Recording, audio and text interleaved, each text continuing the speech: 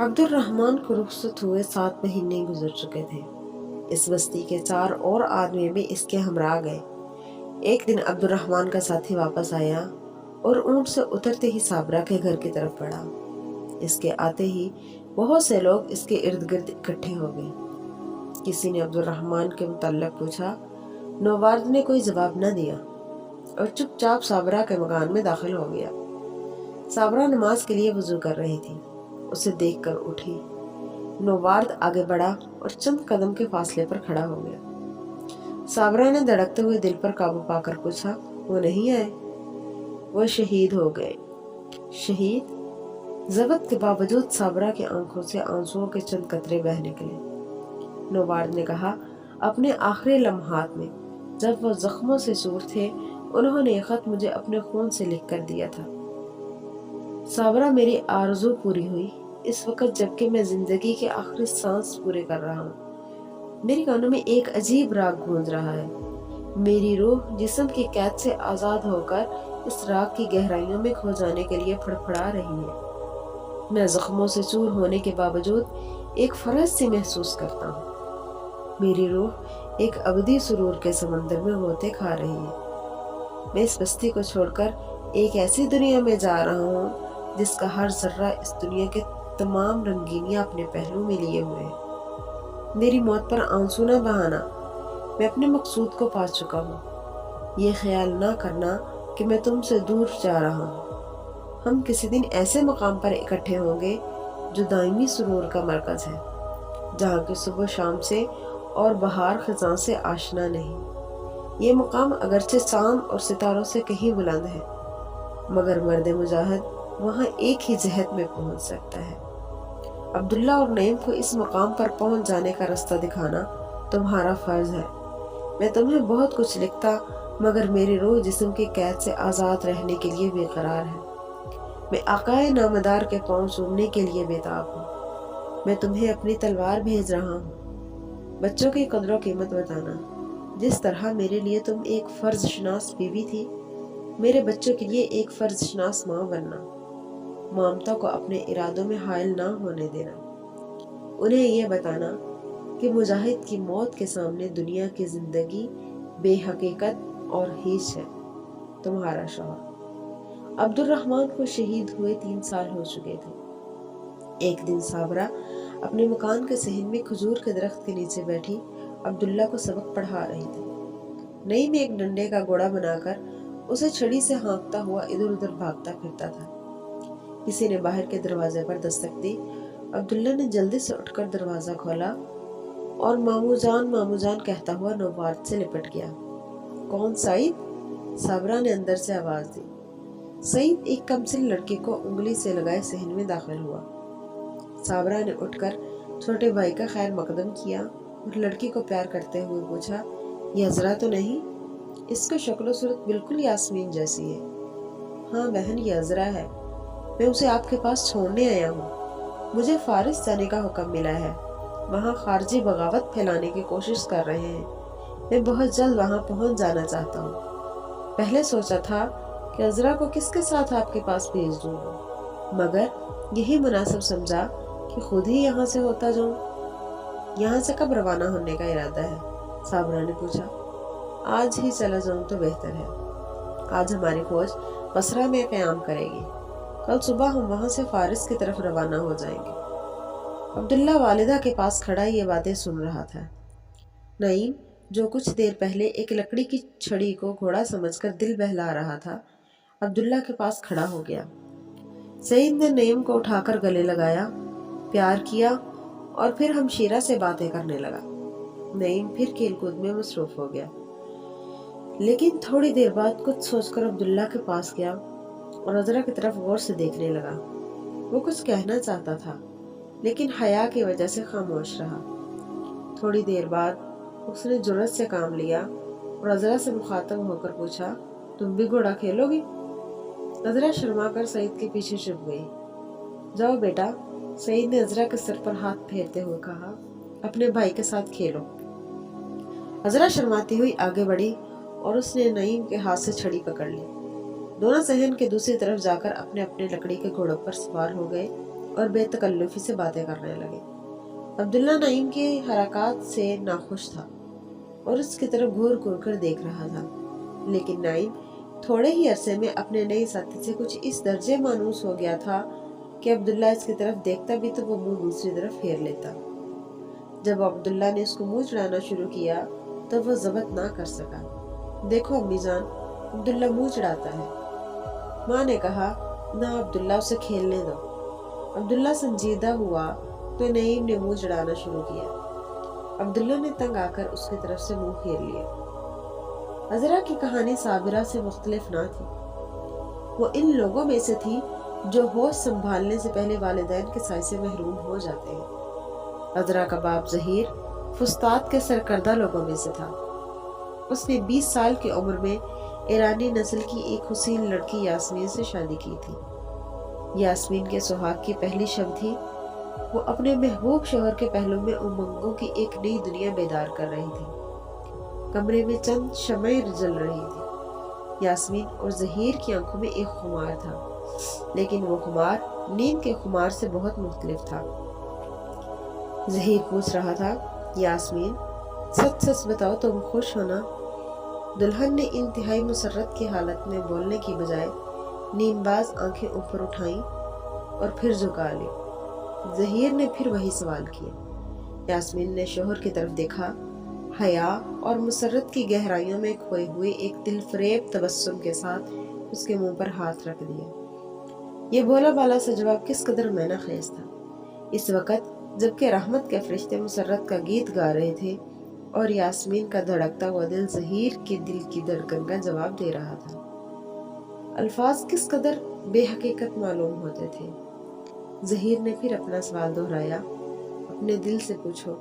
یاسمین نے جواب دیا۔ ظہیر نے کہا، میرے دل میں تو آج خوشی کا طوفان امن رہا ہے۔ مجھے ایسے معلوم ہوتا ہے کہ آج کائنات کی ہر چیز مسرت کے نغموں سے لبریز ہے۔ کاش یہ نغمے ہمیشہ ایسے ہی رہیں۔ کاش۔ یاسمین کے منہ سے بے اختیار نکلا اور اس کی بڑی بڑی سیاہ آنکھیں جو ایک لمحہ پیشتر مسرتوں کا گہوارہ بنی ہوئی تھی، مستقبل کا خیال آتے ہی پرنم ہو گئی۔ ظہیر محبوب بیوی کی آنکھوں میں آنسو دیکھ کر بے اختیار ہو گیا۔ یاسمین، یاسمین تم رو پڑی؟ کیوں؟ نہیں، یاسمین نے مسکرانے کی کوشش کرتے ہوئے جواب دیا۔ آنسوؤں میں بھیگی ہوئی مسکراہٹ اس کے حسن کو دوبالا کر رہی تھی۔ نہیں کیوں؟ تم سچ مچ رو رہی ہو۔ یاسمین تمہیں کیا خیال آیا؟ تمہاری آنکھوں میں آنسو دیکھنا میری قوت سے باہر ہے۔ مجھے ایک خیال آیا تھا، یاسمین نے چہرے کو ذرا شگفتہ بناتے ہوئے جواب دیا۔ کیسا خیال؟ ظہیر نے سوال کیا۔ کوئی خاص بات نہیں، مجھے حلیمہ کا خیال آیا تھا۔ بیچاری کی شادی کو 1 سال بھی نہ ہوا تھا کہ اس کا شوہر اس دنیا سے رخصت ہو گیا۔ ظہیر نے کہا، میں ایسی موت سے بہت گھبراتا ہوں۔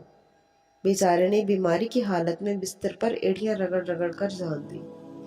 ایک مجاہد کی موت کتنی اچھی ہوتی ہے، لیکن افسوس وہ اس سعادت سے محروم رہا۔ اس بیچارے کا اپنا قصور بھی تو نہ تھا، وہ بچپن سے مختلف جسمانی بیماریوں کا شکار رہا۔ جب اس کی موت سے چند دن پہلے مزاج پرسی کے لیے گیا تو اس کی عجیب حالت تھی۔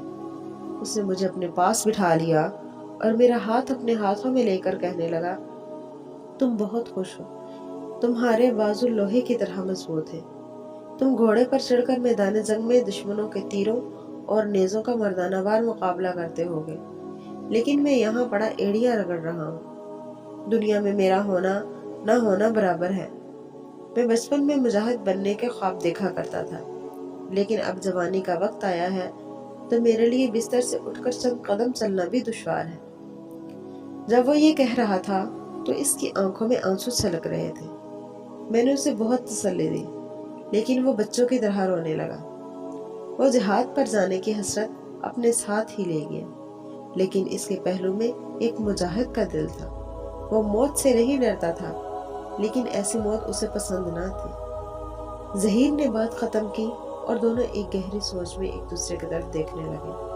صبح کے آثار نمودار ہو رہے تھے اور معظم دنیا والوں کو خواب غفلت سے بیدار کر کے نماز میں شریک ہونے کا خدائی حکم سنا رہا تھا۔ یہ دونوں اس حکم کو بجا لانے کی تیاری کر رہے تھے کہ کسی نے دروازے پر دستک دی۔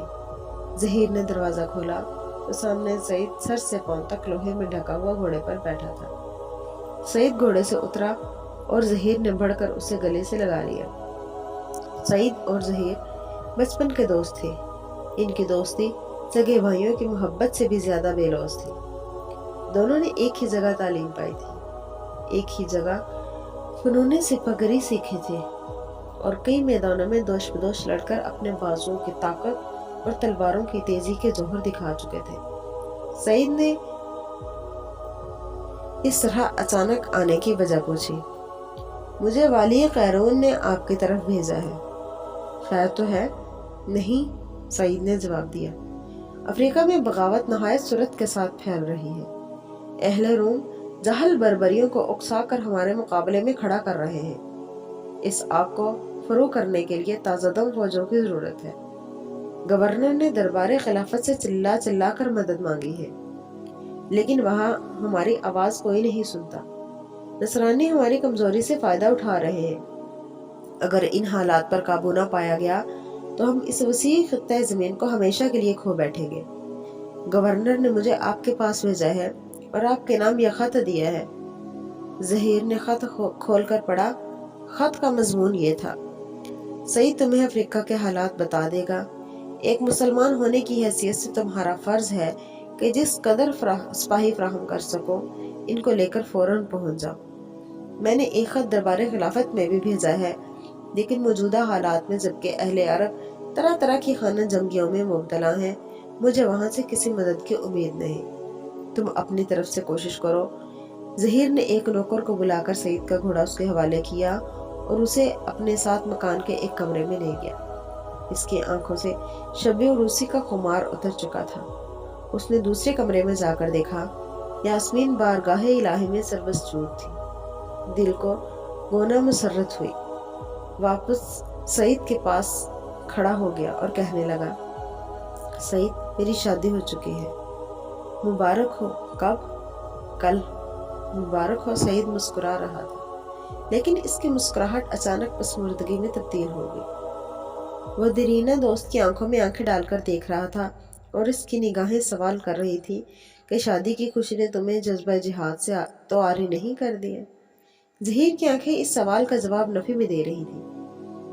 دنیا میں کم و بیش ہر انسان کی زندگی میں کبھی نہ کبھی ایسا وقت ضرور آتا ہے جب اسے کسی بلندی تک پہنچنے یا بڑا کام کرنے کا موقع ملتا ہے، لیکن ہم اکثر نفع نقصان کی سوچ میں ایسے مواقع کو کھو دیتے ہیں۔ سعید نے پوچھا، آپ نے خط کے متعلق کیا سوچا؟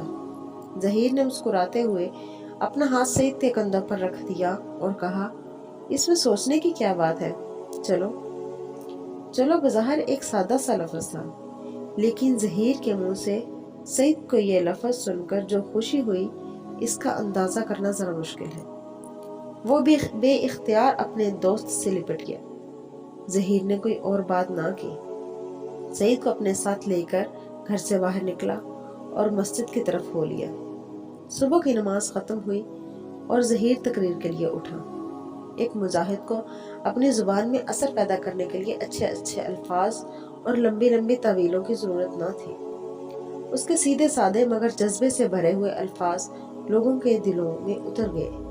اس نے تقریر کے دوران میں آواز بلند کرتے ہوئے کہا، مسلمانوں، ہماری خود غرضیاں اور خانہ جنگیاں ہمیں کہیں کا نہ چھوڑیں گی۔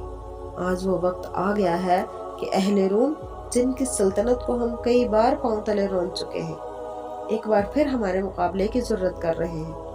وہ لوگ یرموک اور اجنادین کی شکستیں بھول چکے ہیں۔ آؤ انہیں ایک بار پھر بتائیں کہ مسلمان اسلام کی عظمت کی حفاظت کے لیے اب بھی اپنے خون کو اتنا ہی اذاں سمجھتا ہے جتنا کہ پہلے سمجھتا تھا۔ انہوں نے طرح طرح کی سازشیں کر کے افریقہ کے لوگوں پر عرصہ حیات تنگ کر رکھا ہے۔ وہ یہ خیالات کرتے ہیں کہ ہم خانہ جنگیوں کی وجہ سے کمزور ہو چکے ہیں، لیکن میں یہ کہتا ہوں کہ اس دنیا میں جب تک ایک بھی مسلمان زندہ ہے، ان لوگوں کو ہم سے ڈر کر رہنا چاہیے۔ مسلمانوں، آؤ ایک بار پھر انہیں یہ بتا دے کہ ہمارے سینوں میں وہی تڑپ ہے، ہمارے بازوؤں میں وہی طاقت اور ہماری تلواروں میں وہی کاٹ ہے۔ جو کہ حضرت عمر رضی اللہ تعالیٰ عنہ کے زمانے میں تھی۔ ظہیر کی تقریر کے بعد 250 نوجوان اس کا ساتھ دینے کے لیے تیار ہو گئے۔